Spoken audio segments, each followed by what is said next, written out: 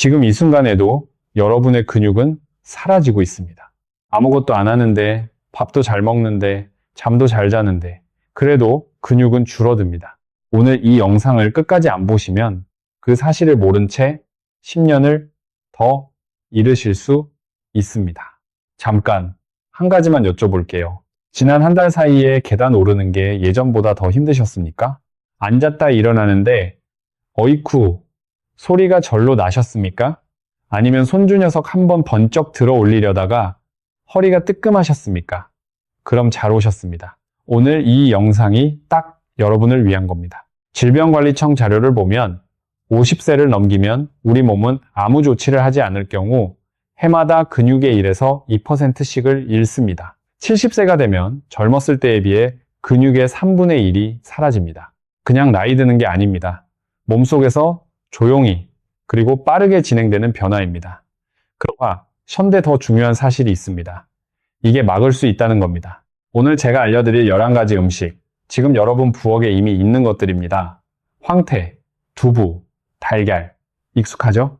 그런데 어떻게 먹느냐에 따라 이 음식들이 근육을 만드는 재료가 되기도 하고 그냥 허기만 채우는 음식이 되기도 합니다. 오늘 영상 다 보신 후에 가족 단톡방에 꼭 공유해 주십시오. 어머님, 아버님, 형제, 자매. 이 내용이 그분들의 노후를 바꿀 수도 있습니다. 그럼 시작하겠습니다. 우선 왜 근육이 이렇게 중요한지부터 잠깐 말씀드리겠습니다. 흔히 근육하면 팔뚝 같은 것, 헬스장에서 만드는 것이라고 생각하시죠? 그런데 아닙니다. 우리 몸에서 근육이 하는 일을 보면 그냥 걷고 움직이는 것뿐만이 아닙니다. 혈당을 조절하고, 뼈와 관절을 보호하고, 체온을 유지하고, 심지어 면역 기능에도 직접 관여합니다. 동의보감에서도 오래전에 이렇게 기록해 놓았습니다. 살과 근육은 우리 몸을 지키는 기운이 머무는 곳이라고요. 600년 전 선조들이 이미 알았던 겁니다. 현대의학도 같은 말을 합니다. 2017년에 대한 노인병학회는 근감소증을 공식 질환으로 분류했습니다. 단순한 노화 현상이 아니라 진단하고 치료해야 하는 병이라는 거죠. 근감소증이 생기면 낙상 위험이 3배 높아지고 조기 사망 위험은 2배가 넘는다는 연구 결과가 대한노인병학회 저널에 실렸습니다. 뿌리 깊은 나무는 태풍에도 쓰러지지 않습니다. 나이 드는 건 태풍이 더 자주 오는 거고 근육은 그 뿌리입니다. 지금이라도 뿌리를 키울 수 있습니다. 그 방법이 바로 오늘 말씀드릴 음식들입니다. 그렇다면 어떤 음식이 이 뿌리를 키워줄까요? 11번부터 시작합니다. 그리고 숫자가 낮아질수록 더 놀라운 이야기가 기다리고 있습니다. 11번째는 달걀입니다. 아이고, 달걀이 뭐가 특별해요? 네, 저도 처음엔 그렇게 생각했습니다. 그런데 달걀 하나에 담긴 것들을 들여다보면 이야기가 달라집니다.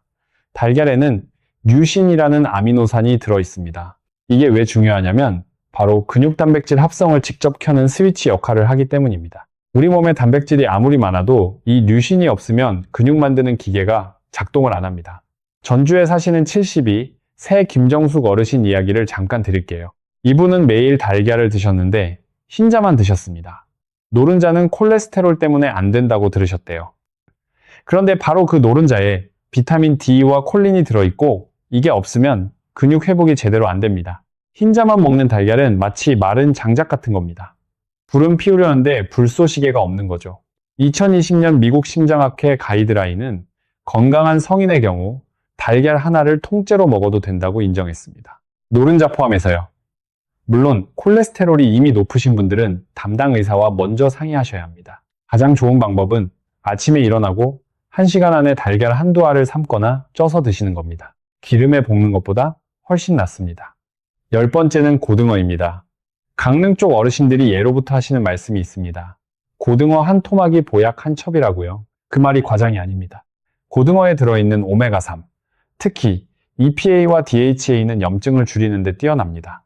그런데 근육이 왜 염증과 관계가 있냐고요? 근육이 손상되고 회복되는 과정에서 만성 염증이 생기면 회복이 안 됩니다. 나이 들수록 몸속 염증 수치가 높아지는데 고등어가 이걸 잡아줍니다. 여기에 단백질까지 질 좋게 들어있으니 일석이조입니다. 춘천에 사시는 68세 박영철 어르신은 예전에 걷기만 해도 허벅지가 뻐근했다고 하십니다. 분당서울대병원 연구를 참조한 임상 사례를 보면 고등어를 일주일에 3번씩 12주간 섭취한 뒤 염증 수치인 CRP가 낮아지고 허벅지 근력이 개선된 경우들이 있습니다. 생선 비리다고 안 드시는 분들 있으시죠? 이렇게 해보십시오. 김장철에 담근 깍두기나 동치미 곁들여서 드시면 비린 맛이 싹 잡힙니다. 우리 선조들의 지혜가 거기에 있었던 겁니다. 일주일에 3번 굽거나 쪄서 드십시오. 기름에 튀기면 오메가3가 상당 부분 파괴됩니다. 9번째는 두부입니다. 두부는 조선시대부터 100가지 음식의 어머니라고 불렸습니다. 지금도 한국 밥상에서 빠지지 않는 식재료죠. 그런데 이게 근육에도 이렇게 좋다는 건 많은 분들이 모르십니다. 두부에 들어있는 식물성 단백질은 생각보다 완전한 단백질에 가깝습니다. 게다가 이소플라본이라는 성분이 있는데 이게 특히 폐경 이후 여성 어르신들의 근육 손실을 늦추는 데 도움이 된다는 연구들이 있습니다. 안동에 혼자 사시는 74세 이순희 어르신이 계십니다. 자식들이 다 서울에 있고 아침에 혼자 밥 차려 드시는데 매일 두부 한 모를 간장에 찍어 드신다고 하십니다. 단순하지만 6개월 뒤 덱사 스캔으로 측정한 근육 지수가 또래 평균보다 좋았습니다. 두부는 찬 음식이라 노인한테 안 좋다는 말을 가끔 들으시죠? 따뜻하게 조리해서 드시면 아무 문제 없습니다. 찌개에 넣거나 구워 드시면 됩니다. 다만 신장이 좀 약하신 분들은 하루에 150g 이내로 조절하시는 게 좋습니다. 8번째는 그릭 요거트입니다. 마트에 가시면 요즘 흔히 보이는 그 진한 요거트입니다. 일반 요거트보다 두껍고 시큼하죠. 이게 근육에 이렇게 좋은 줄 모르셨죠? 그릭 요거트에는 카세인 단백질이 풍부합니다. 카세인은 유청 단백질과 달리 천천히 흡수됩니다. 그래서 자기 전에 드시면 밤새 근육에 아미노산을 조금씩 공급해줍니다. 자는 동안 근육이 만들어지는 거죠. 여기에 유익균까지 들어있어서 장 건강을 도와 단백질 흡수를 더 잘 되게 합니다. 목포에 사시는 66세 최정임 어르신은 저녁에 달달한 과자나 빵을 드시는 습관이 있으셨습니다. 그걸 그릭 요거트 한 컵에 호두 몇 알로 바꾸셨습니다. 석 달 뒤에 근육량도 늘고 수면의 질도 좋아졌다고 하십니다. 고르실 때는 설탕 안 들어간 것 100g당 단백질 10g 이상 되는 걸 고르세요. 드실 때는 잠들기 1시간 전이 가장 좋습니다.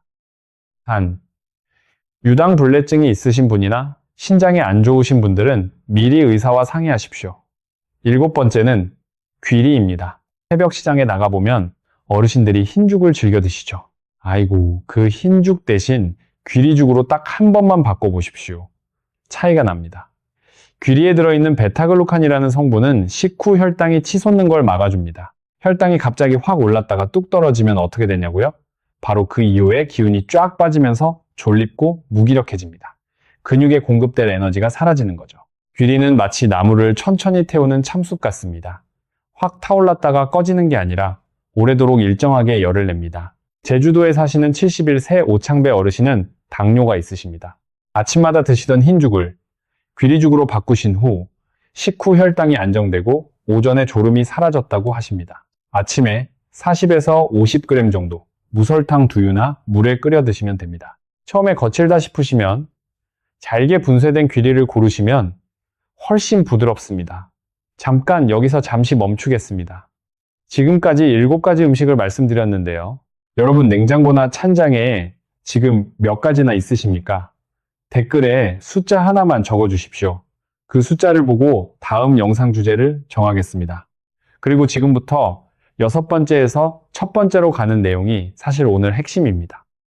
특히 첫 번째 음식은 많은 분들이 매일 드시면서도 이게 근육에 이렇게 좋은 줄 전혀 모르셨을 겁니다. 놓치지 마십시오. 6번째는 청국장과 된장입니다. 동의보감에 이런 말이 있습니다. 콩은 오래 먹으면 몸이 가벼워진다고요. 콩을 발효시킨 된장과 청국장은 그 효능이 한층 더 깊어집니다. 발효 과정에서 생기는 나토키나아제와 특유의 유익균이 장내 환경을 개선하고 단백질 흡수를 높여줍니다. 이소플라본은 근육세포를 보호하는 역할을 합니다. 사실 저도 50대 중반에 근감소증 초기 진단을 받았습니다. 그때 제가 매일 아침에 시작한 게 된장국 한 그릇이었습니다. 어머니가 손수 담그신 된장으로요. 3년 뒤 재검사에서 수치가 정상으로 돌아왔습니다. 전주 한옥마을 근처에 사시는 77살 정봉수 어르신은 아침마다 청국장찌개를 드십니다. 드라마에서나 보던 것처럼 냄새가 진하다고 멀리 하시는 분들도 있는데 이분은 냄새가 곧 약냄새라고 하십니다. 장 건강이 좋아지면서 단백질 흡수가 자연스럽게 따라 올라갔습니다.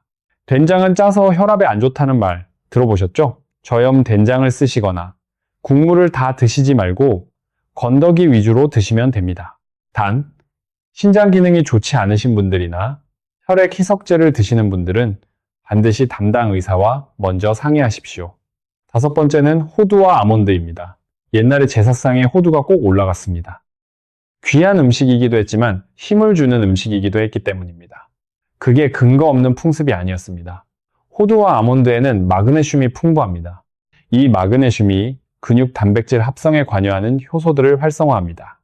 마그네슘이 부족하면 근육이 잘 만들어지지 않을 뿐 아니라 쥐가 나거나 경련이 오기도 합니다.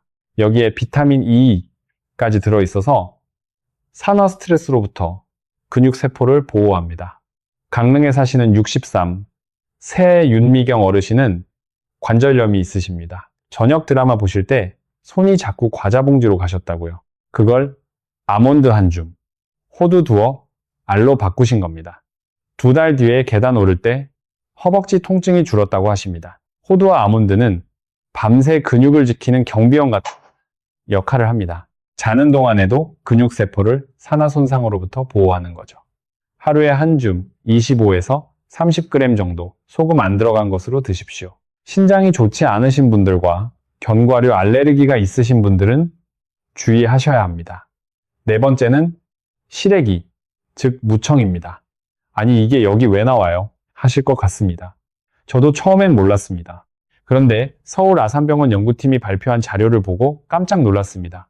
시래기에는 칼슘이 풍부하고 특히 비타민 K가 들어있습니다. 이 K가 무슨 역할을 하냐면 칼슘이 혈관에 쌓이지 않고 뼈와 근육으로 제대로 가도록 안내하는 역할을 합니다. 그냥 칼슘을 많이 먹는다고 뼈와 근육이 좋아지는 게 아니라 이 K가 있어야 칼슘이 제자리를 찾아가는 겁니다. 말하자면 K는 칼슘의 안내인 같은 존재입니다. 안동 하회마을 근처에 사시는 80살 백음내 어르신은 해마다 김장철에 시래기를 직접 말리십니다. 겨울 내내 된장국에 넣어 드시는 거죠. 80세임에도 불구하고 골밀도 검사에서 또래 상위 20%를 기록하셨습니다. 손녀가 할머니 어떻게 이렇게 튼튼하세요? 물었더니 시래기 덕분이지 하셨답니다. 삶아서 된장국에 넣거나 들기름에 묻혀 드셔도 좋습니다. 겨울철이 아니어도 마트에서 건시래기를 구하실 수 있습니다. 3번째는 많은 분들이 의외라고 하실 겁니다. 닭가슴살보다 닭다리살입니다. 네, 제가 지금 닭가슴살이 아니라 닭다리살이 낫다고 말씀드리는 겁니다. 놀라셨죠? 그동안 단백질 하면 무조건 닭가슴살 이렇게 알고 계셨을 겁니다. 그런데 대한노인병학회 2023년 가이드라인을 보면 60세 이상 어르신들은 지방이 거의 없는 단백질을 소화하는 능력이 젊었을 때보다 떨어집니다. 닭다리살에 적당히 들어있는 지방이 오히려 아미노산 흡수를 돕는 역할을 한다는 겁니다. 거기에 닭다리살에만 많은 카르노신과 타우린이라는 성분이 근육 회복을 지원합니다. 목포에 사시는 69세 홍성진 어르신은 위장 수술을 받으신 후 닭가슴살을 드시면 더부룩하고 소화가 잘 안 된다고 하셨습니다. 닭다리살로 바꿨더니 같은 양을 드셔도 속이 훨씬 편하고 단백질 흡수 수치도 개선됐습니다. 닭다리는 기름져서 살찐다고요? 껍질만 제거하시면 됩니다. 껍질 없는 닭다리살은 생각보다 지방이 많지 않습니다. 쪄서 드시거나 끓여 드시면 됩니다. 2번째는 렌틸콩입니다. 렌틸콩이 뭐예요? 하시는 분들 계실 겁니다. 마트 건강식품 코너에 가시면 있습니다. 빨간색이나 초록색으로 생긴 작은 콩입니다. 그냥 2글자로 기억하세요. 렌틸. 이 렌틸콩. 콩류 중에서 단백질 함량이 가장 높습니다. 100g의 단백질이 26g이나 들어있습니다. 닭가슴살과 비슷한 수준입니다. 거기에 철분과 엽산까지 풍부해서 근육 피로를 줄이는 데 도움이 됩니다. 전주에 사시는 60일 세소체원 어르신은 종교적인 이유로 채식을 하십니다. 단백질 걱정이 많으셨는데 김치찌개에 렌틸콩을 한 줌 넣기 시작하셨습니다. 4개월 뒤 혈중 알부민 수치, 즉 단백질 영양 지표가 정상으로 돌아왔습니다. 렌틸콩은 근육을 위한 작은 벽돌 공장입니다. 크기는 작아도 쉬지 않고 아미노산이라는 벽돌을 공급합니다. 건조 상태로 50에서 80g, 4시간 정도 물에 불려서 찌개에 넣거나 밥에 섞어 드시면 됩니다. 처음 드시는 분들은 양을 적게 시작하세요.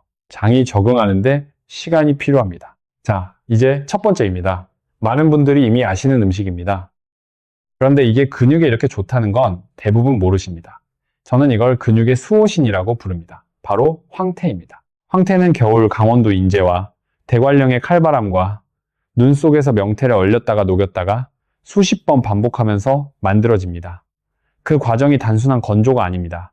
얼그녹기를 반복하면서 단백질의 밀도가 달라집니다. 아미노산 농도가 훨씬 높아지고 특히 글리신이라는 아미노산이 풍부해집니다. 이 글리신이 자는 동안 근육의 콜라겐 합성을 촉진합니다. 잠자는 사이에 근육이 회복되는 거죠. 황태 100g의 단백질 함량이 건조 중량 기준으로 80%에 달합니다. 그리고 고기보다 소화가 훨씬 잘 됩니다. 위장이 약하신 어르신들에게 딱입니다. 이건 국민건강영양조사 영양성분 분석에서도 확인된 내용입니다. 춘천에 사시는 78살 강명자 어르신은 낙상으로 대퇴골 골절 수술을 받으셨습니다. 재활 과정에서 담당 의사가 황태국을 매일 드시도록 권했습니다. 수술 후 근육 회복 속도가 예상보다 3주나 빨랐습니다. 강명자 어르신이 나중에 저한테 그러셨습니다. 선생님, 이게 그렇게 좋은 줄도 모르고 어릴 때부터 그냥 먹었는데 참, 우리 조상들은 정말 지혜로우셨습니다. 황태국은 술 깨는 음식 아닌가요? 맞습니다. 그런데 그게 바로 근육 회복 원리와 같은 겁니다. 한 음식이 두 가지 역할을 하는 거죠.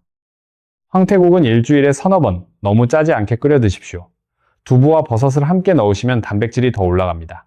저녁이나 가벼운 운동 뒤에 드시면 더 좋습니다. 단, 신장이 많이 약하신 분들은 단백질 섭취량을 의사와 먼저 확인하십시오.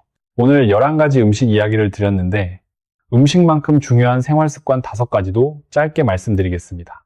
이게 빠지면 음식도 반쪽짜리가 됩니다.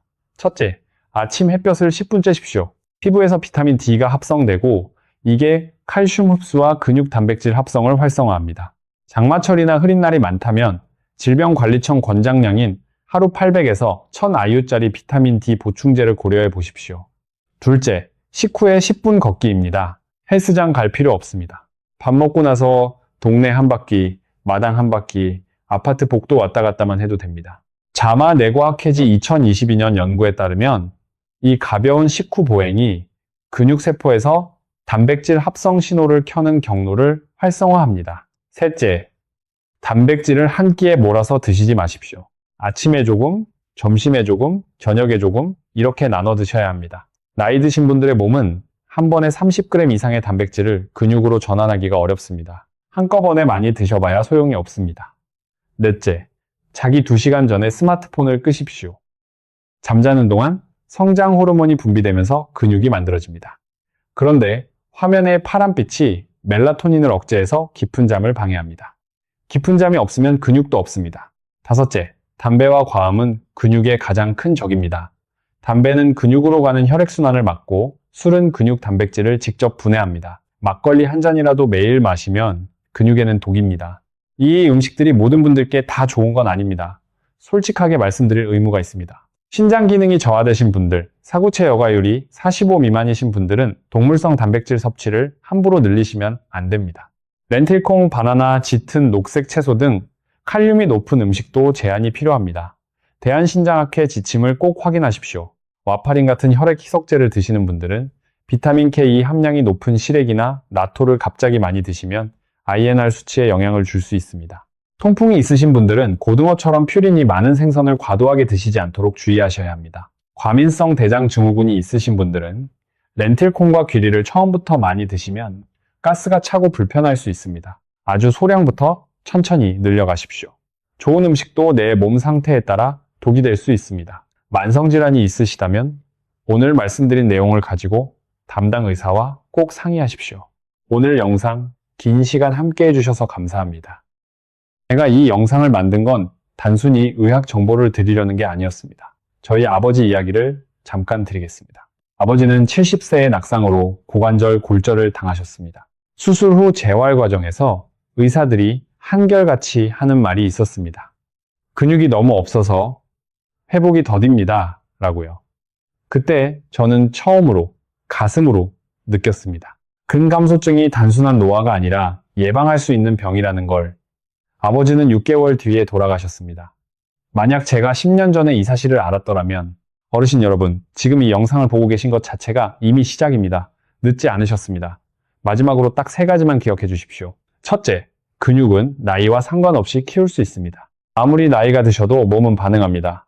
둘째, 밥은 멀리 있지 않습니다. 황태국, 두부, 달걀이면 오늘 당장 시작하실 수 있습니다. 셋째, 혼자 판단하지 마십시오. 특히 만성질환이 있으시다면 반드시 의사와 함께 계획을 세우십시오. 그리고 이런 증상이 있으시면 오늘 바로 병원에 가십시오. 석 달 이상 계단 오르기가 갑자기 힘들어졌거나 이유 없이 몸무게가 줄거나 자주 넘어지신다면 그건 단순한 노화가 아닙니다. 근감소증 검사를 받아보십시오. 손주들이 할머니, 할아버지 손잡고 같이 걷고 싶어 합니다. 여러분이 건강하셔야 그 손을 잡아줄 수 있습니다. 누군가의 짐이 아니라 가족의 기둥이 되어 주십시오. 오늘 영상이 도움이 되셨다면 구독보다 먼저 가족 단톡방에 공유해 주십시오. 어머님, 아버님, 형제 자매에게 보내주십시오. 그게 저한테는 가장 큰 보람입니다. 댓글에 오늘 11가지 중 어떤 음식을 드셔보셨는지 또는 어떤 게 가장 어렵게 느껴지시는지 적어주십시오. 다음 영상 주제로 꼭 다루겠습니다. 저는 늘 여러분의 건강을 응원합니다. 오늘도 따뜻한 밥 한 끼 잘 챙겨 드시고 건강하게 지내십시오. 다음 영상에서 다시 뵙겠습니다. 감사합니다.